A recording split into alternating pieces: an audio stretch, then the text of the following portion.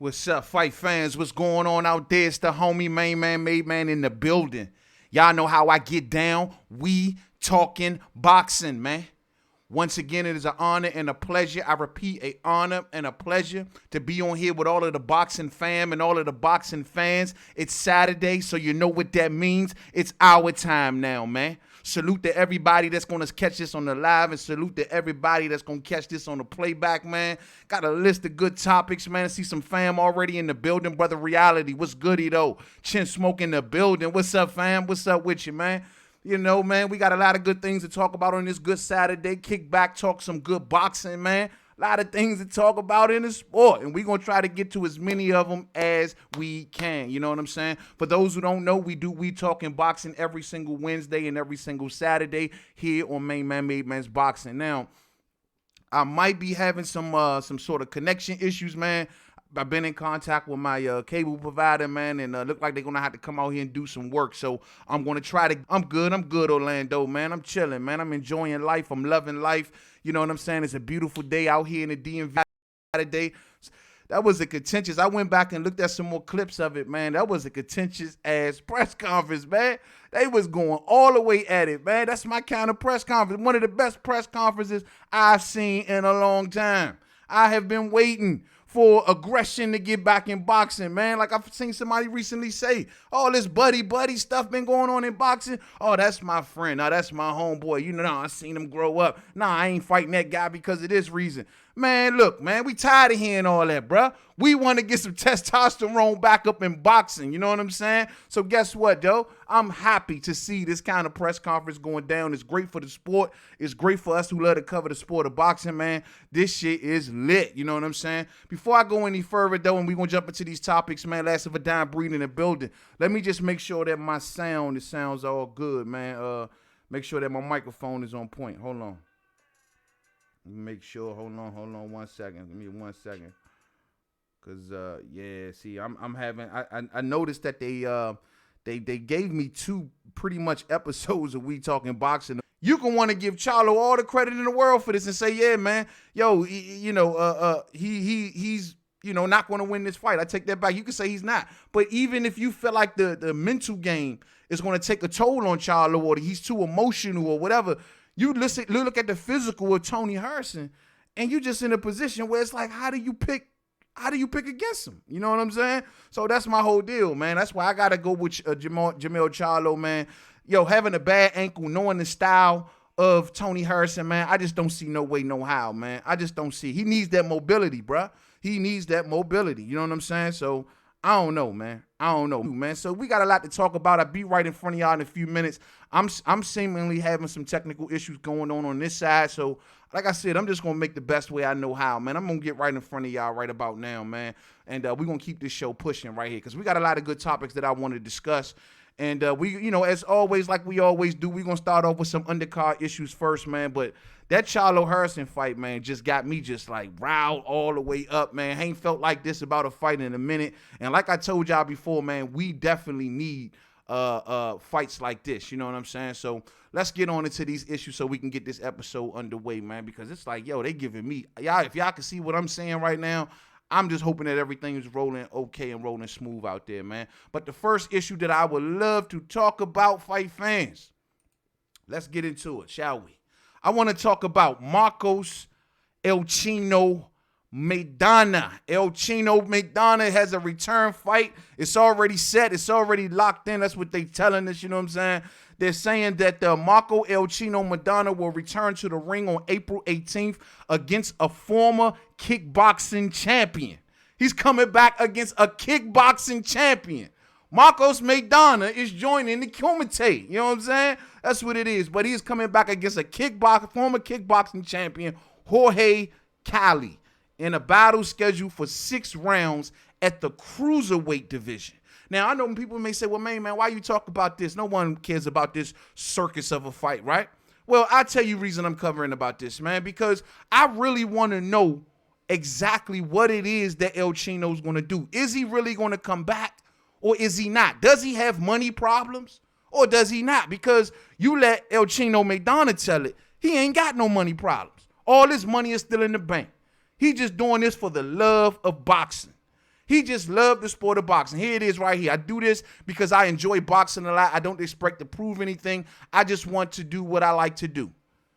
He says that this guy called him out, so he accepted the fight, whatever. Now, what makes this so relevant to me is because we know earlier this year, we heard talks about PBC coming out, and they were signing Marcos Maidana to a multi-fight deal.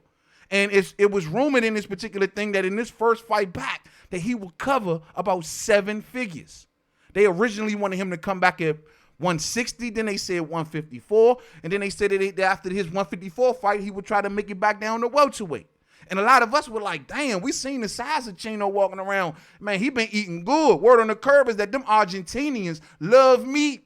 According to Robert Garcia, his trainer, these dudes love meat. They sit around down there, they eat a lot of meat. Your man eat like a cow a day or some shit, like a cow a week. You know what I mean? You know he be like on farms and raising all kind of livestock and stuff, man. So they saying that Chino eats good. So it made us go like, yo, how the hell was this dude going to make it back, you know, down to 147 pounds? He clearly ballooned up in weight. You see him coming back, and he's not coming back until April. And he's talking about coming back as a cruiserweight. So once again, you know what I mean? How the hell was he going to get back down to 147 pounds? Now, the thing is that Marcos Maidana, at that time when he was coming back, it had us going like, is he serious or is he BSing? According to Marcos Maidana, and this is real live talk, man. This is real live talk.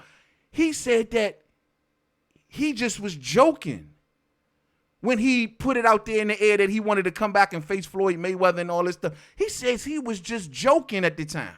And then next thing you know, he getting a phone call from PBC talking about, hey, man, we could pay you as much as $15 million and give you a fight with Manny Pacquiao. So Marcos Maidana went, hold up. Oh, shit, I was just playing, but $15 million and an opportunity to face Manny Pacquiao? Well, I mean, I don't know. Now, it says that this whole thing broke down because over money issues. Now, like I said before, El Chino says he don't need the money. He doing good. He all right. But word on the curb was the reason that he didn't come back was the fact that, yo, he said that he had a verbal agreement with PBC stating in his contract that they will cover all training expenses. Everything that has to do with training camp, they would cover it, and they will give him cash advances. According to Marcos Maidana, they only deposited $30,000 total, which wasn't enough to cover his sparring partners, his managers, his trainers, his vitamins, and so on and so forth. And he says that, yo, man, we had a verbal, it wasn't in the contract, but we had a verbal agreement that y'all would deposit $150,000 in there, and I could use that instead. But instead, they only did $30,000. Now, the talk was that PBC didn't believe in Marcos Maidana. They didn't believe that he was serious about his comeback. They thought that he was loafing. He was going to take this advance money, head back to Argentina. Sorry, nah, I'm out of here. I got hurt. I hurt my ankle. I ain't, no, I can't make the weight, whatever. All that money out the window. So they didn't feel secure enough to give that money to Marcos Maidana. And this pissed off Marcos Maidana. According to Marcos Maidana, and I quote, they deposited something. They gave me $10,000 once, and after others, another 10, I think. It was $30,000 total, I think. And then they gave me another deposit, but I do not know how much. I did not notice, but $150,000 was what they had told me that they were going to give me. And while I do not need money, what I am most worried about is a person giving me their word. I also have to pay my people, my coaches, physical trainer, everything. And I'm pulling it out my pocket, end quote. So according to Marcos Maidana, oh, they didn't put enough money in the bank for my training expenses. So they broke their word. So how much more of their word are they going to break? So this spooked Maidana and made him pull out. And so now there is no deal from what I understand with him between this PBC situation. I don't know. Now, you go to what Robert Garcia, his supposed trainer, said about this situation. And he says that he didn't even mention money. He says that the reason that Chino pulls out was because of the weight stipulations and with the weight class that they wanted him to get to. According to Robert Garcia, Chino was already 80 pounds over what they wanted him to fight at 160, which was middleweight. He says that he was already 80 pounds over that. And they wanted him to come and be ready by the summertime of this year to get down to 160 and then come back down, maybe come back for a fall fight in September and come back down another 40 pounds and be ready to go then. And then also maybe one more time before the year's out. So basically, Robert Garcia is saying they wanted him to cut a bunch of weight in a short amount of time and make him fight 3 times this year. And it spooked Chino. It made Chino go, nah, that's too much. I can't do that. I can't do that. So I don't know if it was because of the weight, like Robert Garcia say, or was it because of the money situation, like it was, of course, Marcos Maidana is saying. But he's saying, look, I'm good with or without that deal. I'm all right. And I'm not using my personal money for nothing. So is the reason that Marcos Maidana doing this for money, or is he maybe doing a Tyson Fury? And that is fighting bums, people that he know he's going to beat, but just to get the rounds in, just to get the weight off. Is that what he doing? Riddle me that. Could be. Could be, fight fans. That's all I'm saying. So, I mean, look, I can't see y'all comments coming across the screens if y'all leaving comments. Whatever I don't know what's going on with YouTube today, but I don't see the comments coming across. So I'll try to get it on my other screen here. But yeah, man. I mean, I don't know, man. Low Blow Champ says Maidana needs to just chill, and he's been gone too long. He's been gone a long time. He's been gone, and then talking about coming back in April, that's going to be even longer. But I don't even know. I just want to know, is he trying to get the weight off and he don't want to be rushed, and he don't want to be full, because word on the curve, Marcos Maidana work ethic has died down big time since he got that money, since he got them Adrian Broner checks, since he got them Floyd Mayweather checks. They say his work ethic is nowhere near the same. So my thing is it just he don't want to do the work? And I don't know what the meaning of this fight. Take in mind, this dude, this kickboxer guy he fighting is 47 years old. He couldn't even found him a young kickboxer. Like, he go and get the oldest kickboxer in the world. Word on the curve is that these two are friends too. If you go look at the internet, you'll see a lot of pictures with these two together. So they're buddies somehow, some way. But if you're trying to get rounds in and get weight off, wouldn't you at least chose a boxer? This dude has never even been in the boxing ring. Wouldn't you have at least chose the boxer? I mean, Marcos Maidana might just be scared. He probably ain't even got no desires to come back to the ring. I don't know. I would think he would have at least chose a boxer, though. But who knows, man? I just don't know the meaning of this. What is the purpose of this? No one would talk about it. No one would cover it. I just wonder, is he serious about coming back or not? And clearly he's, like I said before, over and over and over again. You always see, I don't need money. I don't need money. It's not a money thing. Then what the hell is it? I don't know, fight fans. I don't know. But that's Marcos El Chino Maidana. He has a fight with a kickboxer coming up. Maybe we'll see. If he comes back into this fight, they're saying this thing is going at cruiserweight. That's nowhere near welterweight. He's still probably over 200 pounds. Hey, don't get deceived by this picture. Good looking picture, right? Look like he's slimming down in this picture. Don't get deceived, man. I mean, cruiserweight? Marcos Maidana at cruiserweight. All of this time, he didn't at least get back down to maybe light heavy to middleweight. He's only at cruiser? I don't know. Marcos Maidana's work ethic might be just in question, fight fans. And that's all I'm saying. So that's it, man. Marcos Maidana versus a kickboxer in a Kumite fight. You know what I'm saying? Next up, man. Now, this is something that I am very, very happy to talk about right here. Moving to the next issue. Jamal Charlo. Word on the curve from the latest suit from Mr. Bill, what is his name? Bill Wagner of Fox Sports. He's basically the point man. He's the point suit for PBC and Fox Sports. And he gave an interview as of recent to Chris Mannix, and they got him out in quotes saying, yo, Al Heyman is taking care of Jamal and putting him on a path where he may not be on our platforms for the next few fights, but he will come back. This is alluding to the fact that maybe that Jamal Charlo may be headed to DAZN for a multi-fight deal. That's the word on the curve. Now, I don't know if they're talking about Showtime right here. They could be talking about Showtime. But a lot of people are looking at this, and they're looking at it, this could be the DAZN thing. And I think it makes sense. What took so damn long? If this is the case, this makes perfect sense. If they are pulling them off Fox Sports, a humongous network The only other thing that will make perfect sense in this situation is that if they're going to pursue a multi-fight deal with DAZN. Now, recently, we've heard Jamal Charlo come out and say, yo, he would sign a one-fight deal with them until he came out the next day and stood on that and stepped all over that and said he ain't want to have nothing to do with them. Then they announced Chris Eubank Jr. coming down, and we was like, oh, shit, I guess that's the reason he acting the way he acting now. He heard Chris Eubank Jr. coming. He like, screw DAZN. What am I doing now? I got Chris Eubank Jr. coming down here to holler at me. Now what?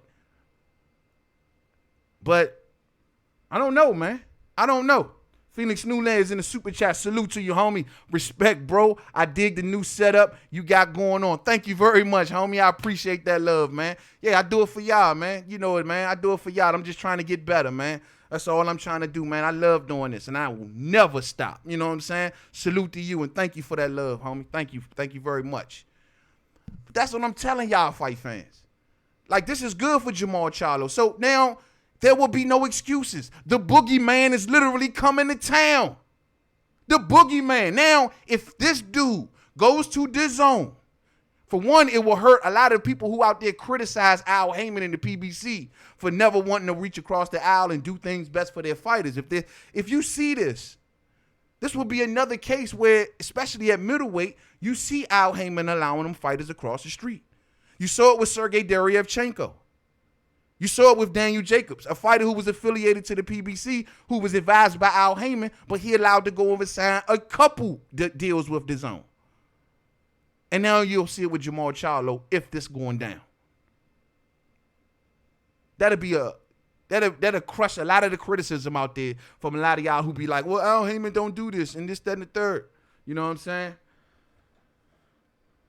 Yeah, man. Low Blow Champ says, finally. Yeah, man. All day. Low Blow Champ says it needs to be Charlo versus Andre first. Hey, that's the good thing about this, man. This is why a lot of us boxing fans have been screaming for this from day one.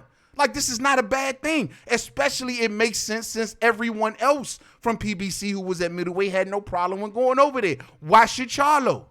Why should Charlo? You know what I'm saying? So this is good, man. This is all good news, man. I got this heat on blast. I might got to cut it down.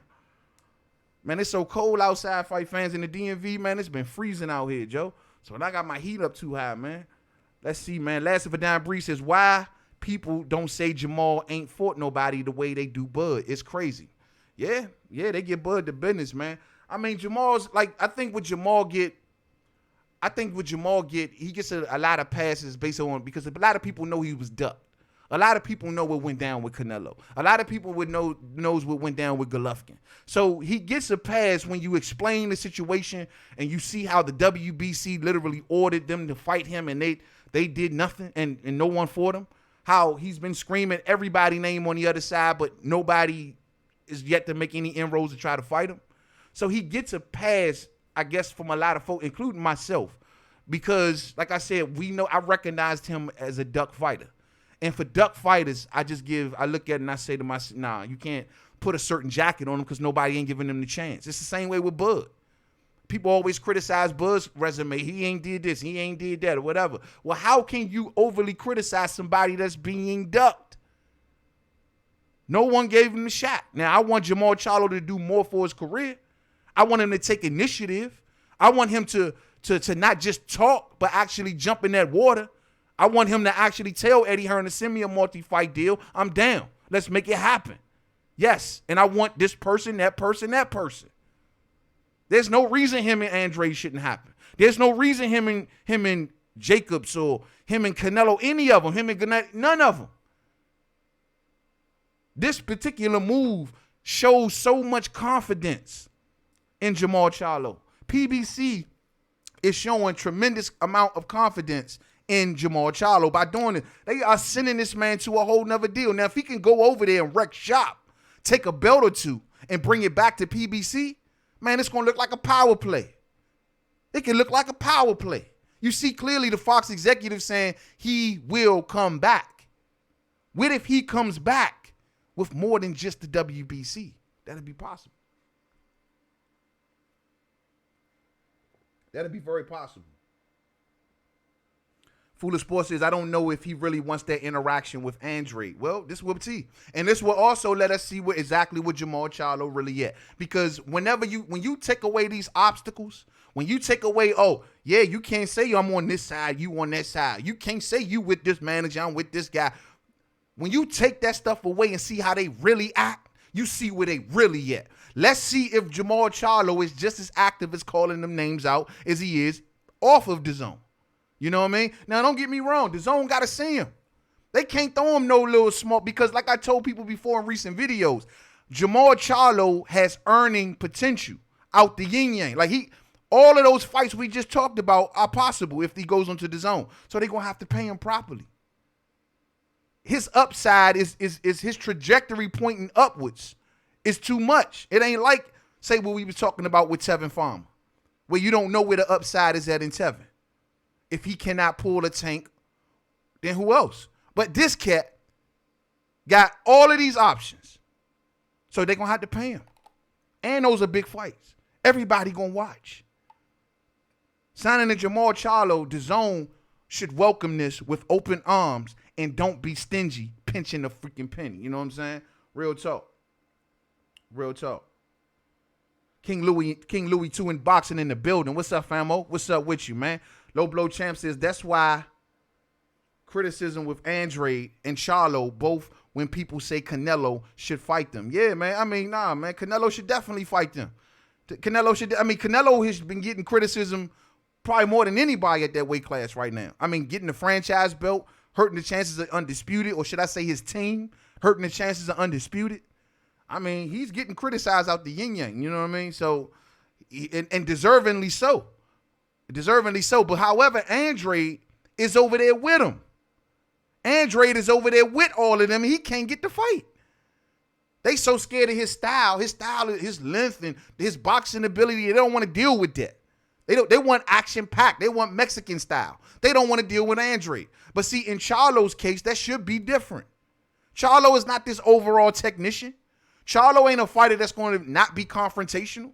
He's going to make it an exciting fight. So the type of fight that Triple G and Canelo wants, Charlo provides that.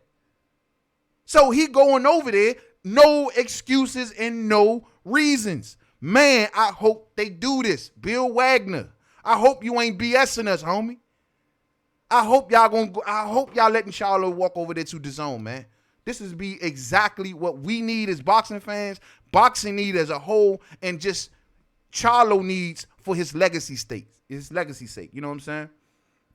Foolish Sports says Billy Joe Saunders ducked that action against Andre twice. Yeah, he did.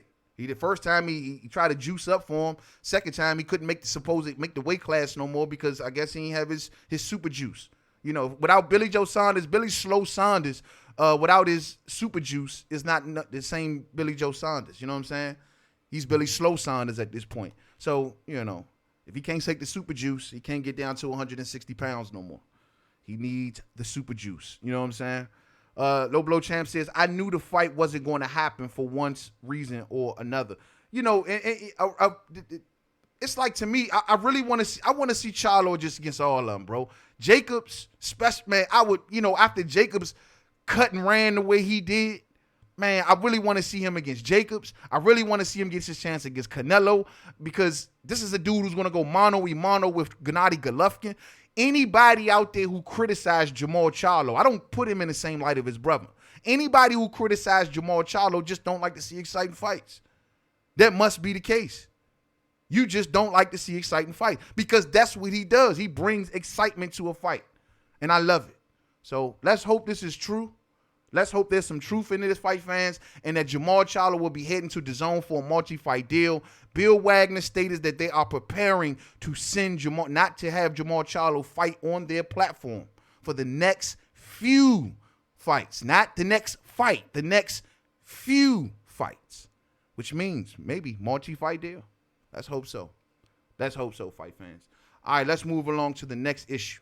Now, this issue may need a little bit of time to spend with it, because there's a lot of questions in it pertaining to this issue right here, and y'all already see it in the title right now, and that is the fact that PBC is talking about creating its own belt Salute to Marcus Davis in the building. Salute to you, Marcus Davis. Now, did y'all hear this being talked about out there?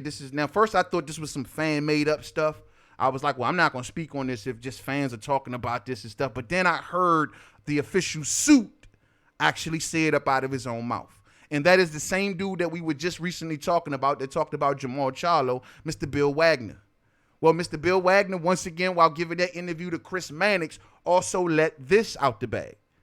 And this got the boxing world blazing. Let me see. I see the quote floating around, but I think I actually have the quote written down, so I ain't got to keep trying to memorize it. Well, I just got to catch it.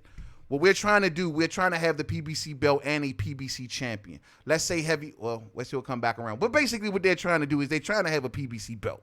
You know what I'm saying? I'm going to have to start slowing this thing down. It's flicking too fast. Hold on for a minute.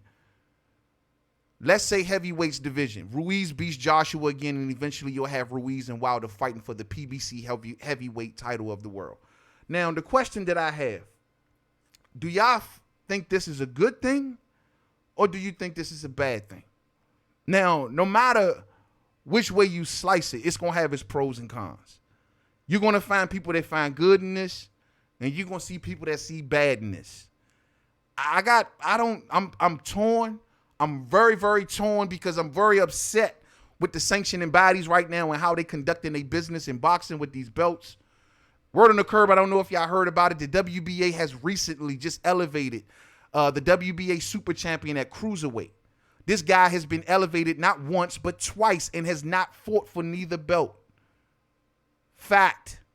The man was the WBA gold champion, right? Was supposed to have a fight. I think it was, I want to say it was Shumenov. They supposed to went to a purse bid. The purse bid collapsed. Don King pulled out. So the belt, the WBA regular belt, goes to this guy. Then he's supposed to fight Lebedev, right? Then Lebedev retires. So what do they do with this guy? They elevate him up to the WBA super champion. And today he's currently the WBA cruiserweight super champion. I forget his name. It's a foreign name, so I remember it. But that goes to show you how much of a joke that the belt system has became, fight fans. And so now you see people doing moves like this. You see brands now saying, you know what, we tired of the polished shit. We tired of our fighters not getting a fair shot for certain belts and certain titles. And so it's starting to lead to stuff like this, questions like this. This can be risky, fight fans. This can be dangerous. It can have its good, but here's the golden question. First off, when I see a PBC belt or a top rank belt or a Golden Boy belt or a DAZN belt or whatever, the first question that hits my head is this only means in-house fights? That's the first question that comes to my mind. Does this only mean in-house fights? No more crossing the street, right? Because what incentive would a fighter have if I'm just fighting for the PBC belt, well, why would I go and fight for the top rank belt? Or why would I care about any of these sanctions? Does the fighter then have to join that particular brand in order to make the fights happen? So Terrence Crawford would have to leave to go to PBC in order to fight for the PBC belt. That's all that they're fighting for. So what if, and then how much does this coexist with the current belts? If you got a guy, say Deontay Wilder, who is the WBC champion, and let's say they give him the PBC heavyweight championship belt. Now, of course, they used Andy Ruiz as an example, but what happens when it's a mandatory? And say if this mandatory isn't a PBC fighter, then what happens? Is it just the sanctioning body that has the mandatory? Is just their belt on the line? Or is it both belts, even though this dude is not a PBC fighter? You see what I'm saying? So, like, you take, like, the Povetkin fight, for example. When Wilder was about to fight Povetkin. So what if Povetkin would have beaten Wilder and Wilder was the PBC heavyweight champ? How does that work? It leaves you with a hell of a lot of questions. But it scares me about the in-house notion of dealing with brands and their own belts. Now, my deal is, You don't need incentives to do in-house fighting. There's already enough of that in boxing with the current sanctioning bodies. You don't need to encourage that. You don't need a belt to make in-house fighting go on. You know what I'm saying? So how would this work? How would it work? Is it just PBC are only going to fight PBC fighters? Because if that is the case, I'm not on board with this. There will be definitely more rules that will have to be explained. Like I said, I get it, man. A lot of these brands are tired of the fuckery that comes with these belts. The WBO belt, they always cater to the top ranked fighters. I got you. You dig? The IBF and their immediate mandatories after a champion first wins a belt. And not to mention their rehydration next same day. They don't like these promoters don't like that. Look how it played out in the Canelo situation. The IBF stripped Canelo that took away Undisputed. A lot of these promoters don't like to be told what to do by these sanctioning bodies, and they see these sanctioning bodies fattening in their pockets with all of these damn belts. So it's like, man, it's a hard call for me. You'll have people saying, yeah, man, this is good because this is great because, you know, it helps fighters to fight. They already doing in-house fights without these belts. So what does this do? What does this officially do?